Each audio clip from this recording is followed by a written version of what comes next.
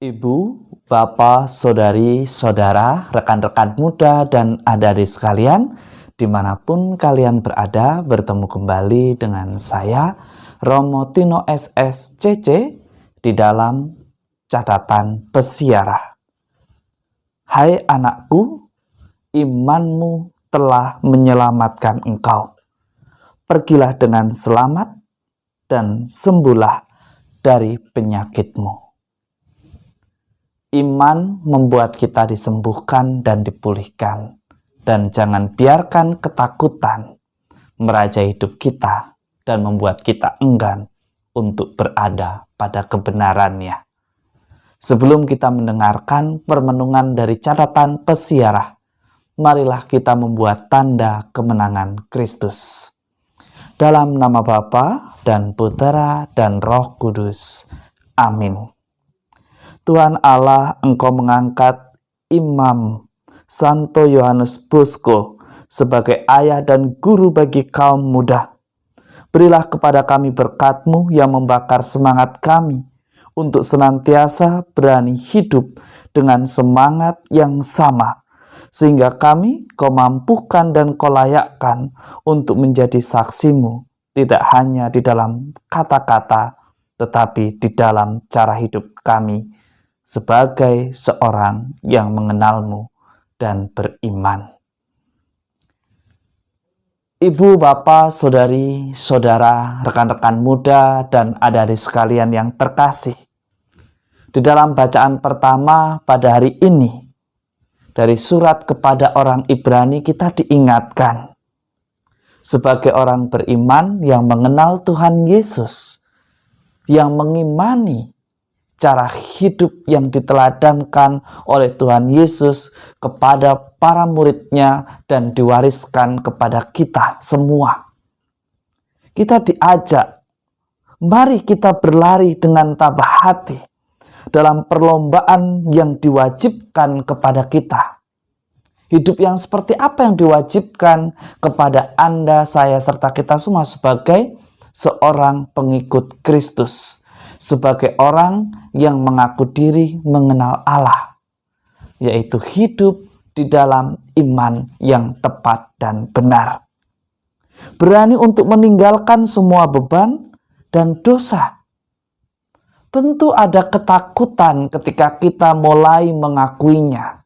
Tentu ada ketakutan ketika kita ingin berkata di dalam kejujuran, di mana kejujuran yang dipertontonkan begitu mencekam dan membahayakan mereka yang berbicara dengan lantang tentang kejujuran.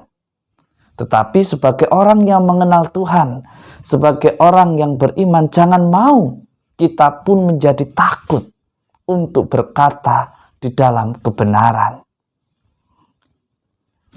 Ada ketakutan untuk memulai, tetapi jangan sampai rasa takut itu membuat Anda, saya, serta kita semua enggan untuk melakukan perbaikan.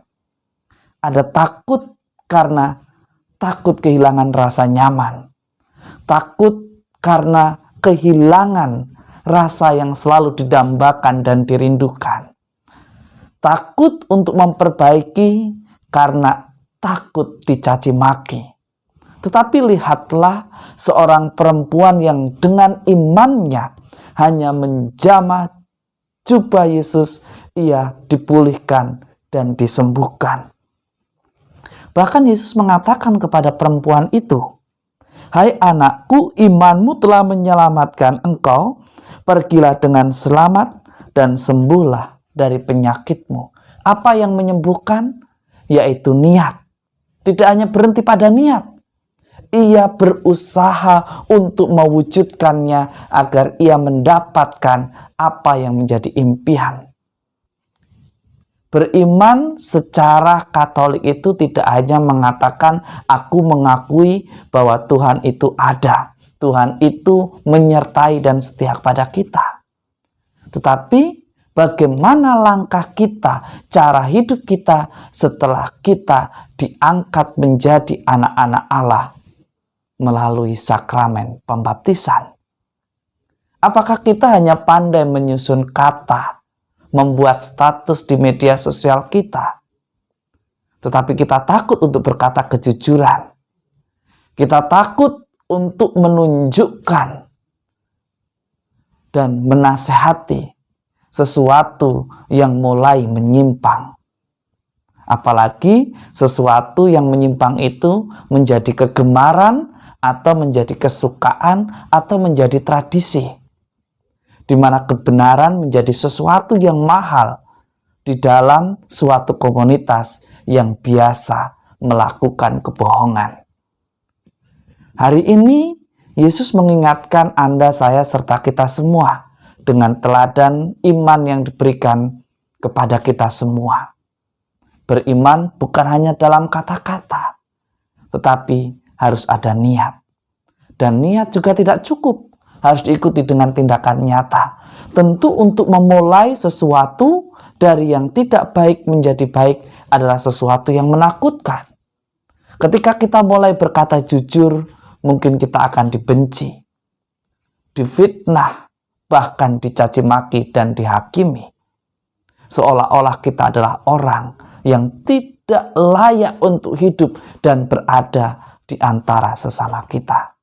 Tetapi justru lebih membahayakan ketika kita tidak mau mengakui, ketika kita diam di dalam ketakutan dan menikmati nyamannya perbuatan dosa kita karena belum ketahuan. Hari ini kita diingatkan terus-menerus. Dari hari ke hari kita dimurnikan, diajak untuk terus memperbaiki diri. Lihatlah, Yesus memberikan suatu harapan kepada Yairus yang sedang bersedih karena anaknya yang sakit. Yesus mengatakan, jangan takut, percaya saja. Dan Yairus melakukan itu semua. Ia percaya. Ia melakukan kegiatannya, ia pulang kembali ke rumahnya, dan lihatlah apa yang dilakukan oleh Yesus. Usaha tidak pernah dikhianati oleh hasilnya. Yesus datang memulihkan, membangkitkan perempuan itu, membangkitkan anak muda itu, hingga akhirnya kebangkitan itu menjadi sumber sukacita bagi keluarga dan semua orang yang menyaksikannya. Mungkin pada saat awal kita melakukan suatu perbaikan, suatu perubahan, ditertawakan.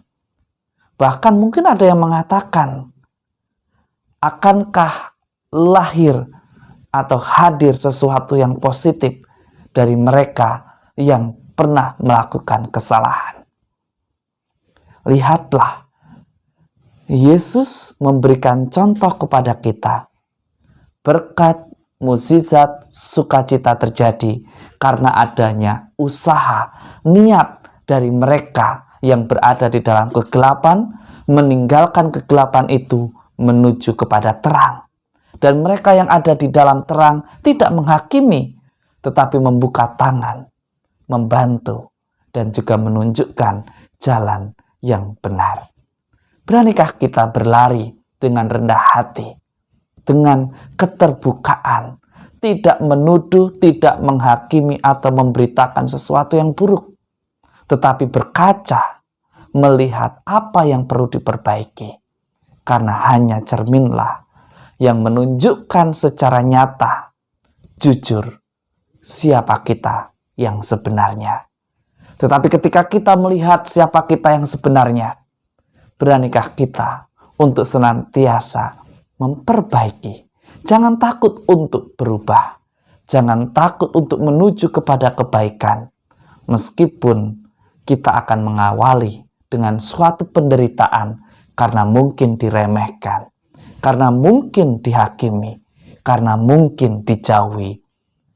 Berproses memang tidak mudah, tetapi ketika kita melakukannya dengan setia, percayalah, sukacita akan selalu hadir di dalam hidup kita. Semoga berkat Tuhan senantiasa melindungi dan memberkati kita, Bapa dan Putera dan Roh Kudus. Amin. Ibu, Bapak, saudari-saudara, rekan-rekan muda, dan adik-adik sekalian yang terkasih, Jangan biarkan ketakutan merajai hidup kita hingga akhirnya kita tidak melakukan sesuatu apapun di dalam hidup kita. Mari kita bersama-sama berani untuk memperbaiki diri dan berangkat dari zona nyaman kita untuk menjadi pribadi yang lebih berguna dan berkenan di hadapannya. Selamat beraktivitas, Tuhan memberkati. Amin.